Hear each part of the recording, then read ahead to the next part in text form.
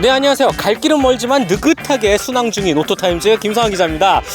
약간 무동력 배처럼 최대한 바람의 흐름에 맞춰서 천천히 구독자 수를 넓혀가고 있는 것 같아요. 그래도 저희에겐 13,000명이라는 가장 최고의 지지층이 있기 때문에 저 또한 열심히 한번 해보도록 하겠습니다. 자, 그리고 제 옆에 있는 바로 이 차도 저와 상황이 비슷합니다. 무언가 엄청나게 대중성을 띠고 많이 팔리지는 않지만 그래도 마니아층을 중심으로는 가장 최고의 충성도를 보이고 있는 바로 이 푸조 준중형 해치백, 바로 308입니다. 무려 신형 완전 변경으로 돌아왔는데 일단 영상으로만 봐도 너무나도 이쁘고 아름답지 않습니까? 지금 바로 한번 이 차의 매력과 또 가치와 또 우리에게 즐거움을 안겨다 줄지 시작해 보겠습니다. 네, 푸조 신형 308 앞모습부터 한번 살펴보도록 할게요. 우선은 진짜 숨막히게 아름답습니다. 말이 안 나올 정도로 이거 디자인적으로 정말 완벽하다라고 저는 말씀을 드리고 싶어요. 기존의 308 모습은 어디에도 찾아볼 수가 없습니다. 한층 더 성숙하고 조금 더 어른스러워진 느낌이에요. 일단 세로로 아주 길게 내려오는 주간주행 등 겸 방향지시 등이라든지 그릴과 이어져 있는 이렇게 아주 얄쌍하고 또 약간 각이 져 있는 정말 멋있게 표현이 되어져 있죠. 헤드램프 형태라든지 요즘의 푸조 패밀리룩을 아주 잘 맞춘 모습을 볼 수가 있습니다. 그리고 이 차만의 또 가장 큰 특징이라고 할 수 있는 부분, 바로 완전히 바뀐 새로운 엠블럼에 있습니다.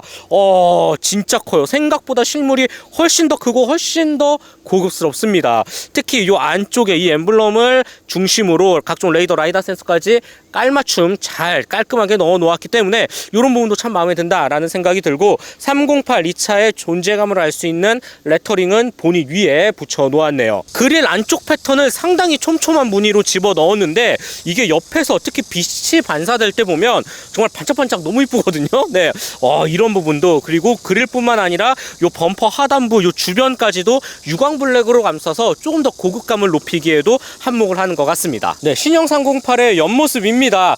일단 기본적인 준중형 해치백 형태 그 모습은 그대로 따라가지만 뼈대가 완전히 바뀌었어요. 네, EMP2 V3라는 새로운 플랫폼을 사용해서 일단 휠베이스도 60mm 더 길어졌고요. 전반적으로 차가 덩치감, 이 덩어리감이 한층 더 큼직해진 모습을 볼 수가 있습니다.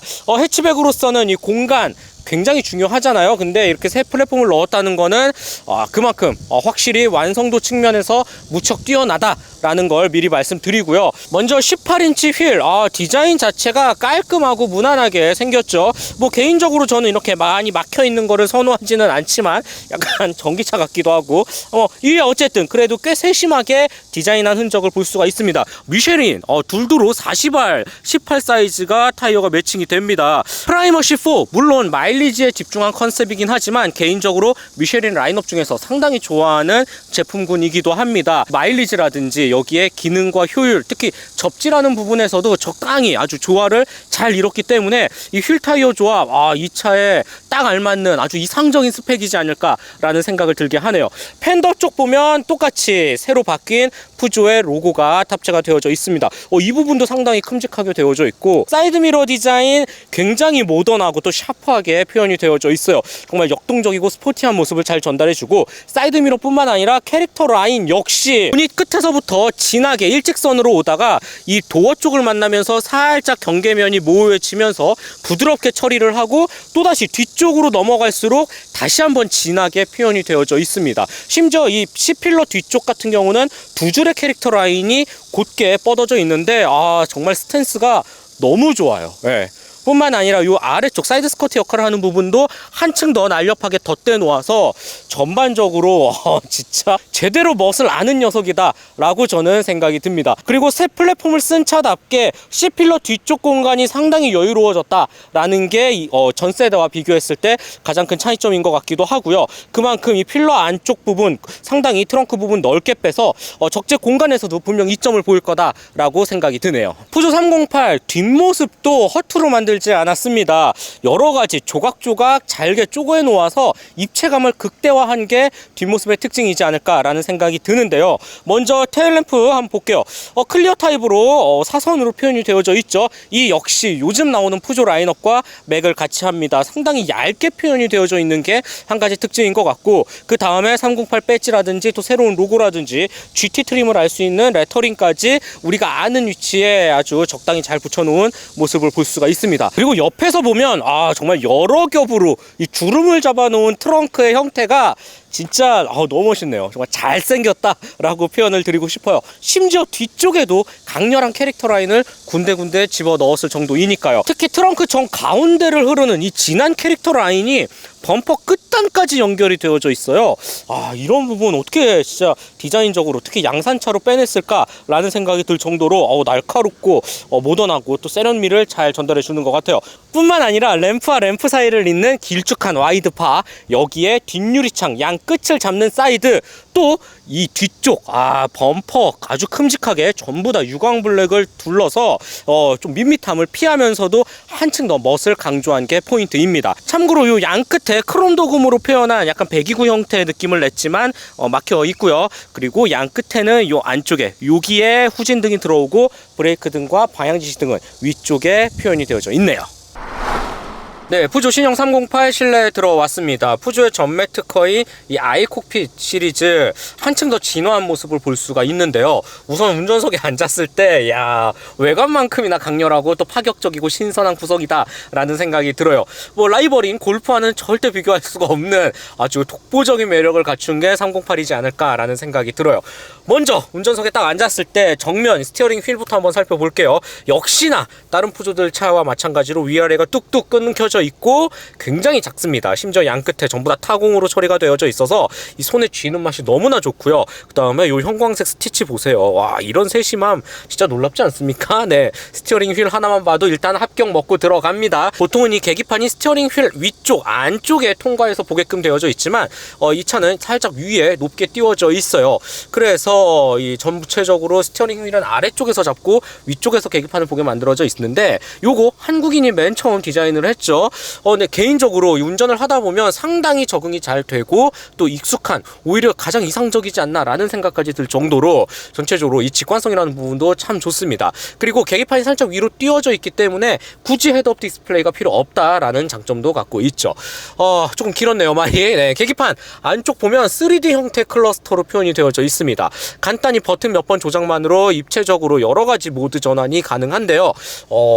진짜 요 정도 차급에 요 정도 가격의 차에서 이렇게 고급 기술 퀄리티를 만날 수 있다라는 거 정말 푸조 박수를 쳐주고 싶습니다. 그 다음에 중앙으로 시선을 옮겨 볼게요. 와이드 형태의 터치 디스플레이 모니터가 자리 잡아져 있습니다. 패널이 상당히 매끈하고 또 선명도가 뛰어난 게 특징입니다. 요 아래쪽에도 별도의 패널이 하나 더 마련이 되어져 있는데 큰 타일 형식으로 각각의 기능들을 직관적으로 툭툭 누를 수 있게끔 만들어 놓았어요. 요런 부분 정말 잘 해내고 있다라는 생각이 들고, 안쪽에 인포테인먼트 구성 역시 전부 다 바뀌었습니다. 네, 상당히 디테일을 많이 살린 모습을 볼 수가 있고요. 여기에 무선 애플 카플레이를 비롯해서 직관적으로 바로 기존의 인포테인먼트 UI까지 넘어갈 수 있는 이런 작동 과정과 반응, 진짜 빠르다. 확실히 요즘 차를 타고 있는 게 맞다라는 생각을 정확히 하게 됩니다. 하지만 살짝 아쉬운 부분은 이 두 가지의 패널 유광 블랙 잘 꾸며놓고 고급스러워 보이는 거는 맞아요. 근데 약간 지문이 좀 잘 묻는 타입이긴 합니다. 네, 이게 약간 부드러운 융을 가지고 최대한 자주 닦아주는 거를 추천드릴게요. 네, 아래쪽 한번 살짝 내려와 볼게요. 먼저 이 토글 형태의 간단한 주행에 도움을 주는 버튼들이 깔끔하게 위치해져 있고요. 그 밑에 센터 터널은 생각보다는 너비가 꽤 됩니다. 이런 부분도 참 마음에 들고, 가장 위쪽에는 휴대폰 무선 충전 패드가 있고 한 단계 내려서 별도의 수납 공간이 있는데 이 부분도 굉장히 깊어요. 네, 참 마음에 드는 구석이다 라고 생각이 들어요. USB-C 타입과 12V 소켓도 위치해져 있고 컵홀더도 큼직하게 두 개나 칸막이까지.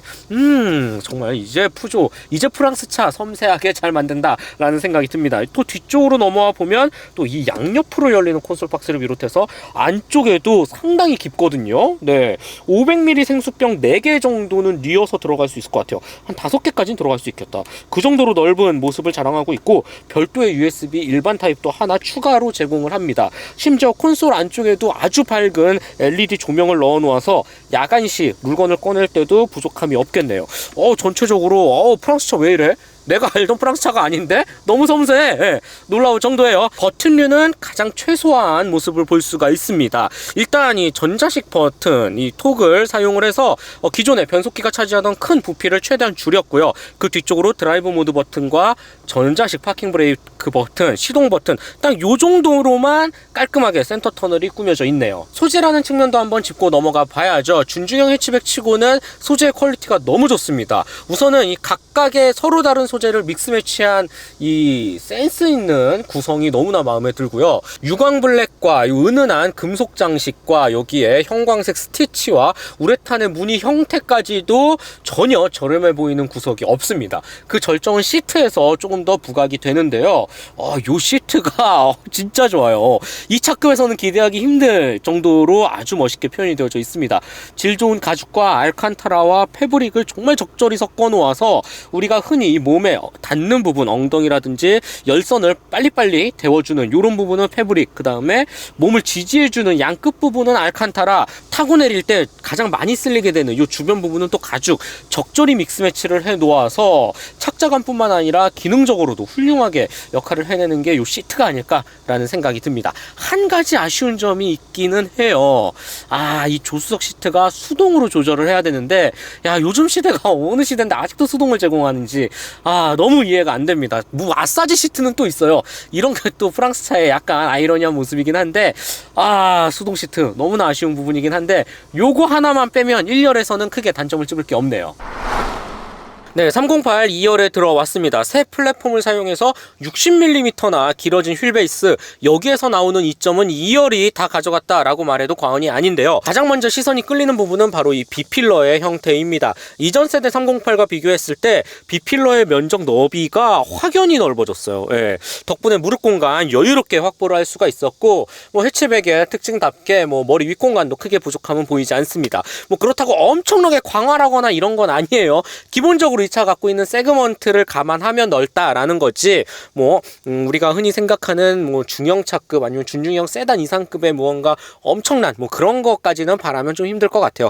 그래도 성인이 앉아서 여유롭게 장거리를 이동할 때는 크게 부족함을 느낄 것 같지는 않네요. 이외에 편의 품목을 살펴보면 전용 송풍 그룹 비롯해서 USB C 타입 2개가 마련이 되어져 있고, 그 외에 큼직한 수납 공간 정도가 표현이 되어져 있지만 열선 시트는 따로 제공하지는 않습니다. 한 가지 다행인 점은 그나마 이 몸을 받쳐주는 쪽이 1열과 마찬가지로 알칸타라와 패브릭으로 마련이 되었다라는 점은 겨울에는 조금 더 따뜻하지 않을까라는 생각이 들게 하고, 시트의 퀄리티, 착좌감은 역시나 1열과 마찬가지로 무척이나 만족스럽습니다.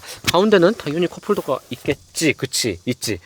컵홀더가 위치해져 있고, 요 양끝을 이렇게 뺄 수도 있어요. 큼직하게 사용을 할 수 있고, 요런 부분이 예전에 내가 알던 푸조랑은 너무 달라. 어쩜 이렇게 섬세하게 전부 다 센스 있게 배려를 했는지 모르겠어요. 너무나도 좋은 구성이다. 그 다음에 스키스루가 별도로 또 하나 위치해져 있어서 세로로 긴 짐을 싣는 거에도 좀 도움을 주겠네요. 자, 신형 308 마지막 트렁크 공간 살펴보도록 하겠습니다. 엠블럼 살짝 위에 홈이 파여져 있거든요. 여기 딸깍 누르면 수동식으로 지원이 됩니다. 역시 외관에서 제가 설명드렸던 것처럼 이 새 플랫폼의 영향, 이 2열 뒤쪽부터 크게 이점으로 받는다라고 했는데, 트렁크 공간에서 그 정점을 향하는 것 같습니다. 공간이 엄청 넓어졌어요. 기존의 308이랑은 잽이 되지가 않습니다. 양 옆에 살짝 그물망 형태로 나름 좀 활용도를 높인 구석도 볼 수가 있고, 요 아래쪽에도 칸막이로 꽤나 잘 꾸며져 있죠. 이런 부분도 참 마음에 든다라는 생각이 들어요. 일단 기본적으로 요 길이 자체가 상당히 깊어졌네. 공간에서의 이점 오롯이 볼 수 있다라는 생각이 들고, 2열 시트 한번 접어볼까요? 자, 이렇게 접어보면 역시 평탄화는 되지는 않지만 그래도 이 공간이란 측면에서는 전혀 부족함이 느껴지지가 않습니다. 네, 푸조 신형 308 구체적인 주행 느낌 한번 살펴보도록 하겠습니다. 우선 이 차 같은 경우 본닛 안에 이 4기통 1.5L 블루 HDI 디젤 엔진이 탑재가 되어져 있습니다. 여기에 변속기 6단에서 8단으로 바뀌었어요. 그 결과 최고 출력 131마력, 최대 토크 30.6kgm를 발휘합니다. 숫자만 보고 있으면 이렇다 할 큰 감흥이 느껴지지 않는 것은 사실입니다. 하지만 이렇게 직접 운전을 하고 있는 상황에서 살짝 가속 페달을 페달을 밟으면서 스로틀을 열어보면 글쎄요, 131 그리고 30.6이라는 숫자보다는 확실히 좀 더 높은 이 체감적인 속도감을 전달해 줍니다. 그만큼 경쾌하게 잘 나간다라는 뜻인데요. 가속 페달을 이렇게 조금 깊게 밟았을 때 즉각 반응하는 느낌도 좋고, 차가 뻗어나가는 감각이 묵직하게, 아니면 막 디젤차라고 해서 어딘가 조금 막 걸걸하게 좀 답답하게 나간다라는 편견은 완전히 지우셔도 될 것 같아요. 가솔린차 못지않게 빠르고 경쾌하고 부드럽습니다. 그만큼 디젤을 다루는 푸조의 능력, 디젤 장인이라고 말하잖아요. 네, 이제는 정점 완성도에 올라와 있지 않나 라는 생각이 듭니다. 분명히 다운사이징 터보 방식의 디젤 엔진임에도 불구하고 운전을 할 때 이렇게 쑥쑥 하고 치고 나가는 이런 느낌이나 엔진의 회전 질감, 중속에서 고속 영역으로 끌어올릴 때의 느낌, 반응까지도 이건 그냥 가솔린 차를 타고 있는 듯한 느낌까지 들어요. 네, 정말이에요. 약간 과장도 아니라 진짜 느낌이 상당히 매끄럽고 좋네요. 그만큼 차를 경쾌하게 이끈다라고 말씀을 드릴 수가 있겠고, 여기에는 개인적으로 저는 이 세시가 한몫을 하는 것 같습니다. 제가 외관 그리고 실내 2열 트렁크에서 계속 이 새 플랫폼을 강조를 했는데, 주행을 할 때도 또 한 번 빛을 발휘하고 있습니다. 낮은 1500cc 엔진을 얹었음에도 불구하고 차를 한층 더 품위 있게, 고급스럽게, 시원스럽게 달리게끔 도와주는 1등 공신을 하고 있지 않나 라는 생각이 듭니다. 매끄러운 가속에는 이 변속기의 영향력도 컸는데요, 6단에서 8단으로 바뀐 변화의 폭이 상당히 큽니다. 물론 독일차 특유의 그런 직결감이라든지 막 펀치력에 도움을 주는 강하게 맞물리는 요런 느낌은 살짝 덜합니다. 프랑스차 특유의 그 부드러우면서도 섬세한 변속에 조금 더 초점을 맞췄는데, 그럼에도 불구하고 이 단수를 오르내리는 이 로직 과정 자체는 상당히 정직하게 또 정확하게 맞물립니다. 그 결과 엔진의 능력을 배로 끌어올려주는 아주 소중한 하나의 아이템이 되지 않을까라는 생각이 들고, 덕분에 요 패들 시프트도 나름 위로 당기고 아래로 내리고 하는 맛이 있어요. 네, 맛도 있고, 이 차의 능력이 워낙 좋다 보니까 그만큼 엔진이 조금 더 큰 거, 아니면 조금 더 강력한 성능을 계속 원하게 되네요. 정숙성이라는 부분도 많이 잡았어요. 푸조, 특히 1.5L급의 디젤 엔진을 장착한 예전의 푸조들을 보면 이 진동 떨림이 꽤 심했어요. 예. 그래서 물론 연비라든지 다양한 부분에서 이점이 있지만, 일반적인 주행 상황, 아이들링이라든지 가다서다를 반복한다든지 신호등을 만나서 잠시 멈춘다든지, 다양한 우리가 일상적으로 접할 수 있는 상황에서의 불쾌감이 조금 있었던 건 사실입니다. 하지만 특히 신형으로 오면서 이 부분을 아주 많이 또 잘 잡았다라는 생각이 들고요. 디젤 엔진 특유의 소리는 남아있지만 적어도 진동 떨림은 찾을 수 없다라는 게 308을 운전하면서 느끼는 가장 높은 인상적인 포인트가 되지 않을까라는 생각이 듭니다. 중속 영역에서 지금과 같이 주행을 할 때는 그냥 가솔린차 느낌이에요. 예. 디젤차라는 생각은 전혀 들지가 않습니다. 주행 모드별 차이도 한번 알아볼게요. 이 드라이브 모드 버튼, 크게 스포츠 그리고 노멀, 에코 모드가 있는데, 스포츠로 살짝 올려보니까 확실히 RPM을 조금 더 높게 쓰는 모습을 볼 수가 있고, 가속 페달을 밟았을 때 뻗어나가는 느낌도 참으로 좋습니다. 하지만 역시 배기량의 한계가 고속 영역에서는 좀 느껴지는 게, 우리 100km 그 이상으로 점점 도달하면 할수록 살짝 더딘 감이 없지 않아 있어요. 중속 영역에서 추월 가속이 필요할 때는 스포츠 모드 이점이 되겠지만, 그 이상의 고속으로 막 찌르는 상황에서는 이 차가 갖고 있는 기본적인 배기량의 한계는 어느 정도 느낄 수 있겠다라는 말씀을 드리고 싶습니다. 노멀 모드는 아까 계속 주행을 했을 때의 느낌으로 제가 일반적인 무난무난한 이 특유의 가속감을 전달해주고, 에코 모드는 확실히 가속 페달을 밟아도 그렇게 적극적으로 RPM을 올리지는 않습니다. 조금 더 한 템포 쉬면서 차분하게 연료 효율에 초점을 맞춘 모습을 볼 수가 있겠죠. 전반적으로 봤을 때 저는 이 차의 성격과 컨셉 그리고 기본기가 좋기 때문에 노멀 모드에서 여유롭게 주행을 하는 게 가장 마음에 들었다라는 생각이 들어요. 우리가 이 차를 가지고 스포츠 모드에 놓고 막 미친듯이 막 어택을 할 이유는 없기 때문에 노멀 모드 정말 잘 세팅을 했다라고 생각이 드네요. 고속 영역에서도 참 마음에 들었지만, 지금과 같이 이렇게 굽이치는 길에서도 308의 진가가 드러납니다. 바로 푸조만의 장기죠. 핸들링 성능인데요, 스티어링 휠의 반응, 이렇게 움직일 때의 즉각적인 느낌도 너무 좋을 뿐더러 코너를 만날 때 감아 돌아가는, 운전자가 이 핸들 끝으로부터 전해지는 느낌이 예사롭지 않습니다. 진짜 이거는 웬만한 스포츠카에서 느끼는 핸들링보다도 더 재밌고 좋은 것 같아요. 더 유연하고요. 그만큼 푸조가 낼 수 있는 이 정말 스티어링 휠 핸들링의 느낌 반응 하나만큼은 라이벌은 절대 따라올 수 없는 이 브랜드가 갖고 있는 큰 장기이지 않을까라는 생각을 하게 됩니다. 덕분에 이런 굽이치는 길에서 이 준중형 해치백의 운전 재미를 다시 한번 진가를 또 한번 느끼게 되지 않나라는 생각이 들고, 이런 깔끔한 스티어링 휠의 반응은 비단 이런 굽이치는 와인딩 로드뿐만 아니라 도심 속의 골목길이라든지 아니면 마트에서 주차장에서 여러 기둥을 요리조리 피해 다니면서 주차를 할 때라든지 다양한 상황에서 운전자가 큰 피로도 없이 꽤나 쾌적하고 여유롭고 또 편하게 조작을 할 수 있다라는 점에서 너무나도 좋은 포인트가 되지 않을까라는 생각이 드네요. 서스펜션도 한번 살펴봐야죠. 기본적으로 이 차가 갖고 있는 서스펜션의 느낌은 소프트함보다는 단단함, 탄탄한 이 정도로 표현을 해야 될 것 같아요. 조금 더 이 주행, 조금 더 견고한 쪽에 초점이 맞춰져 있습니다. 그래서 지금과 같이 깊게 코너를 좀 빠른 속도로 감아 돌아 나갈 때 차체가 흔들리거나 롤이 생긴다거나 이 잡아주는 느낌 하나 같은 경우는 그래도 조금 더 스포츠 드라이빙에 초점을 맞춘 모습이지 않을까라는 생각이 들고, 그렇다고 엄청 딱딱하거나 불편한 감각은 더더욱 아니거든요. 어느 정도 탄탄한 서스펜션이 감각이 꽤나 인상적으로 다가오고, 유럽차가 보여줄 수 있는 유연한 푸조만의 핸들링과 함께 더해져서 운전의 완성도를 높이는 하나의 중요한 요소가 되고 있습니다. 전체적으로 서스펜션과 스티어링 휠 핸들링의 조합은 무척이나 마음에 듭니다. 자, 그리고 신형으로 오면서 308 상품성이 많이 좋아졌잖아요. 특히 안전 기능에 대해서도 꽤나 많이 보강을 한 모습을 찾아볼 수가 있습니다. 먼저 반자율주행 기능, 요즘 차들도 많이 넣고 있기 때문에 308 역시 스텔란티스 코리아가 상품 구성을 잘했다라는 생각이 들고, 여기 3D 계기판에 OK라고 물음표까지 적어놓은 요 보이시나요, 글씨? 네, 그리고 여기 스티어링 휠 왼쪽에 또 OK 버튼이 있어요. 이 반자율주행 기능 할 거냐 이거거든요. 그냥 오케이 알겠어 딱 눌러, 그럼 바로 실행이 됩니다.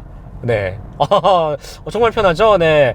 물론 테슬라라든지 아니면 벤츠나 BMW의 그것들처럼 엄청나게 매끄럽고 자연스럽게 막 곡선을 잘 잡아주고 요 정도 느낌까지는 아니에요, 솔직히. 예.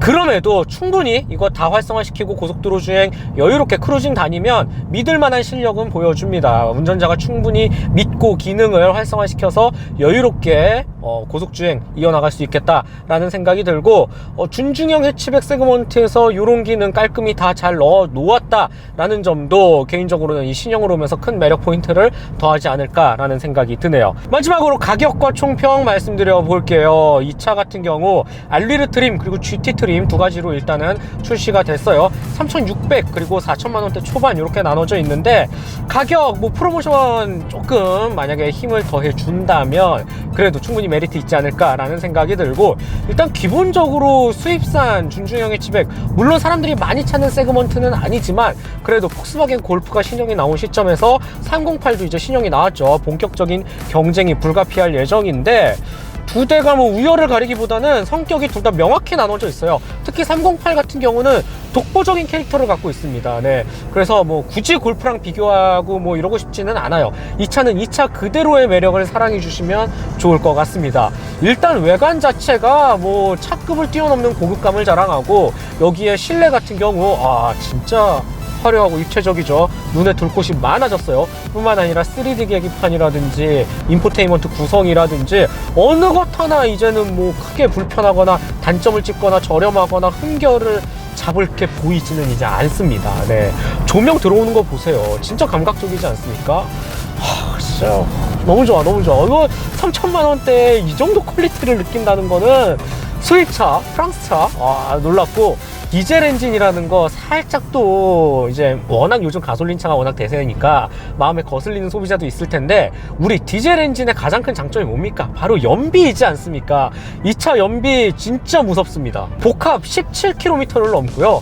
고속주행 19km를 넘는다고 환경부로부터 인증을 받았는데, 제가 지금 이 시승차를 받아서 거의 100km 이상 달리고 있고 막 스포츠 모드 놨다가 테스트 엄청 열심히 하고 있거든요. 기름이 안 줄어. 이거 고장 났는 줄 알았어요. 네. 기름 바늘이 전혀 줄질 않고 주행 가는 거리 꿈쩍도 안 합니다. 네. 그 정도로 고속 주행에서는 막 23km, 24km까지 트릭 컴퓨터에 찍히는 모습을 볼 수 있었어요.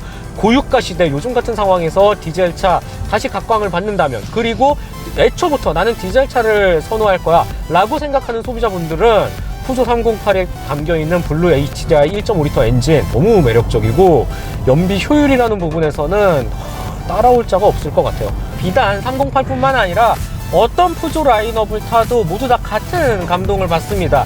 기대 이상의 퀄리티, 그리고 차급을 뛰어넘는 고급 감성 꾸준히 챙겨가면서 이게 왜 안 팔릴까? 정말 상품성 너무 좋은데 라고 생각하는 차들이 정말 많았거든요.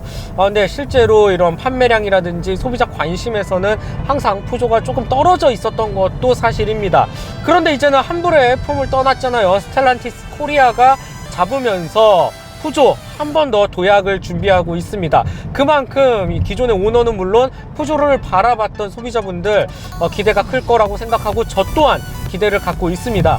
그리고 첫 시작이나 다름없는 푸조 신형 308, 확실히 뭐 제품 자체만 논했을 때는 전혀 뭐 크게 단점을 찍을 수 없을 정도로 아주 만족스럽고 또 좋은 퀄리티 완성도를 보여줬다라고 생각이 드네요. 스텔란티스 코리아 화이팅! 네, 푸조도 화이팅! 네, 지금까지 오토타임즈 김성희 기자였고요. 즐겁게 보셨다면 좋아요, 구독 꼭 한 번씩만 부탁드릴게요. 저는 다음 시간에 더 알차고 재미있는 차 가지고 돌아오도록 하겠습니다. 다음 시간에 볼게요. 안녕.